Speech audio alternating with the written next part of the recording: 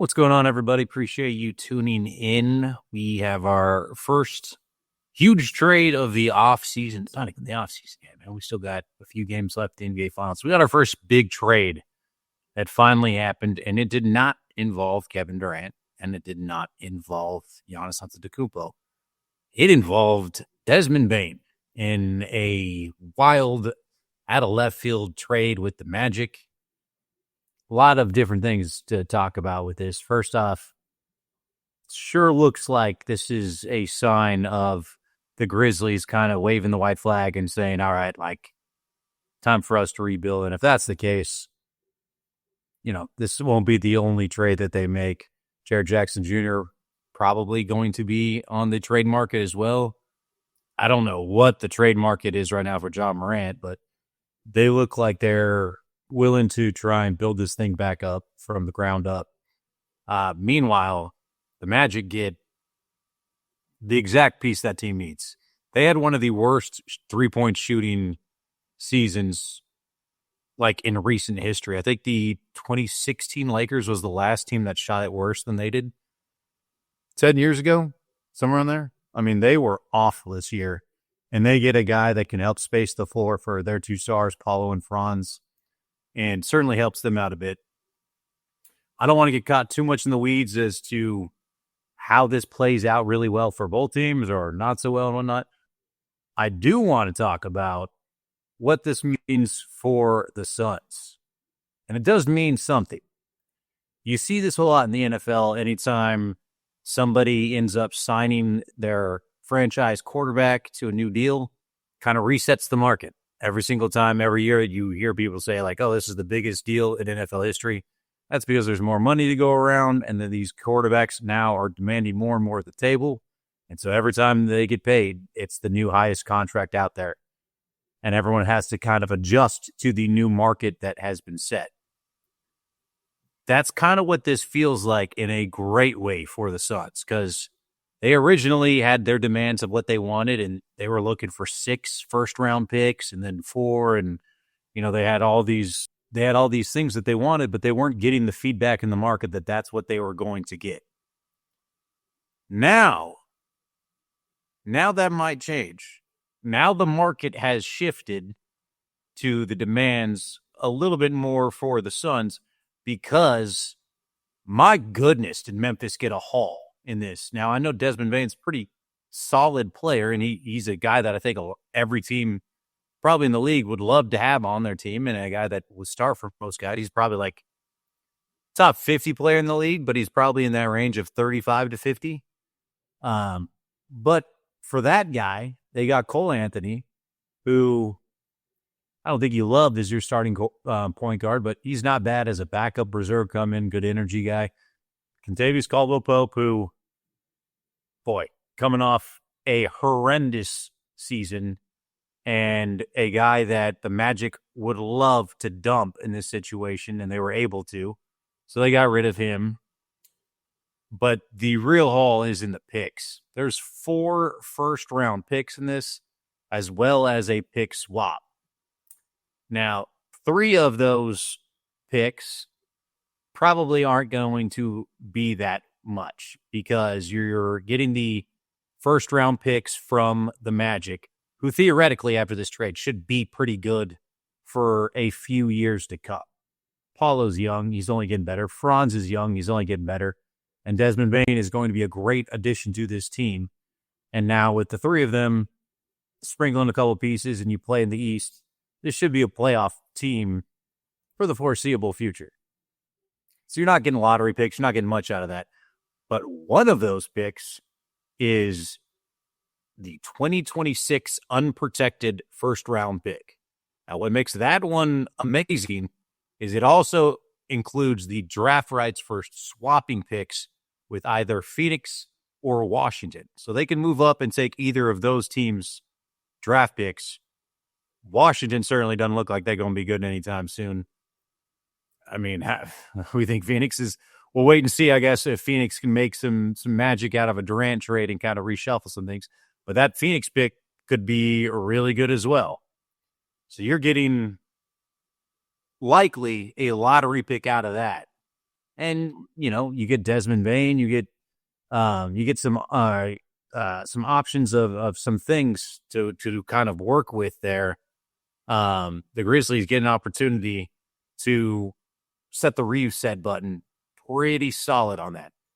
So they set the market now that if you want a guy that was, again, 35 to 50 as far as the range of where he ranks in the NBA, and they got 4 firsts, a pick swap, a pretty solid rotational piece, and had to pick up a contract that probably they don't want from a guy that they don't want. That's a haul. And that guy, Desmond Bain, like I said, he's solid. He's no Kevin Durant. Kevin Durant's way better than him, even now at his age, even now in the kind of state of where he is as far as what he can potentially give you on the court. He doesn't have the same step defensively, still doesn't have the same impact there, but he still fills it up. Still shoots at an incredible clip and percentage. And now they're going to look around and say, hey, this is what the market is. Okay.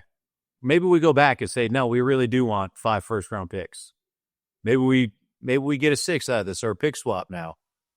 Because they looked at what the Grizzlies were able to get, and he ain't as good as Durant.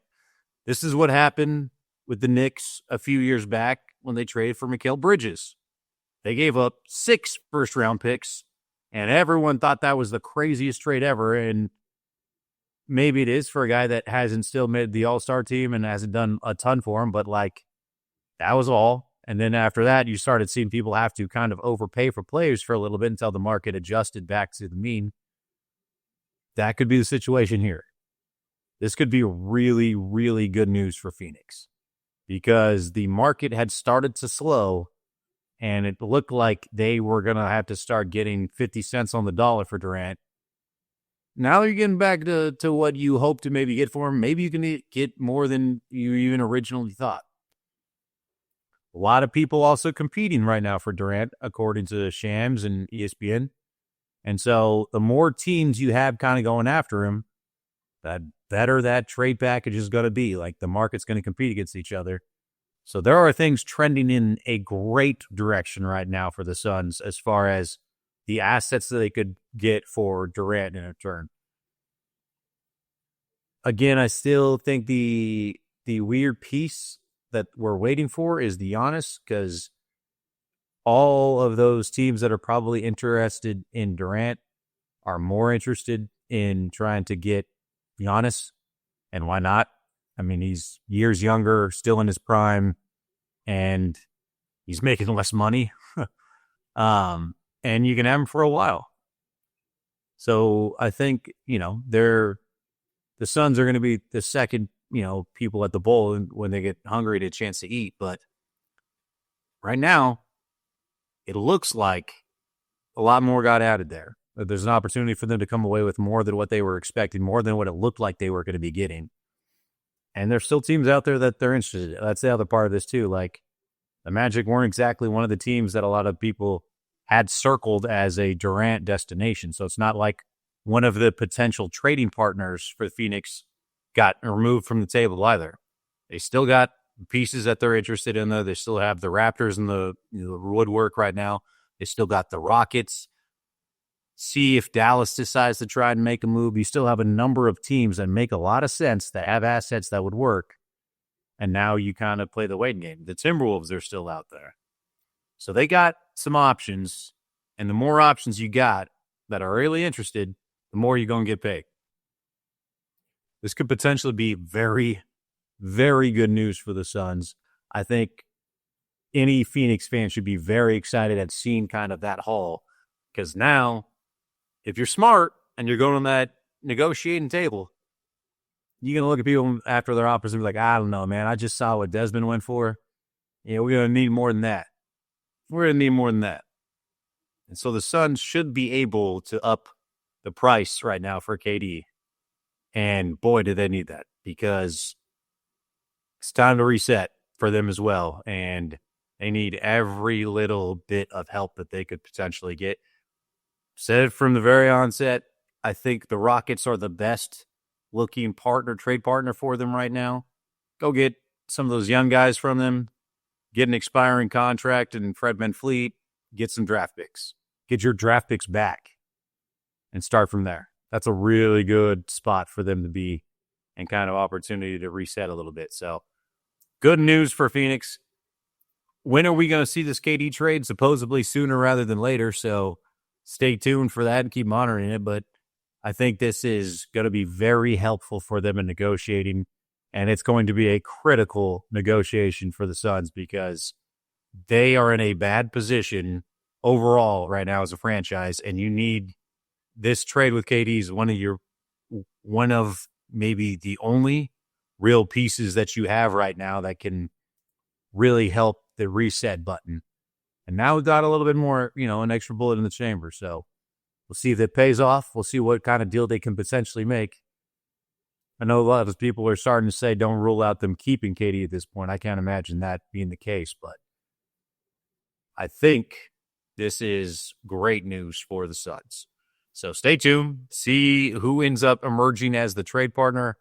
I think we're going to know a lot more here within a week, but I think they ended up getting a little bit more in return off of this trade because I think it reset the market a little bit for them. Let me know what you think.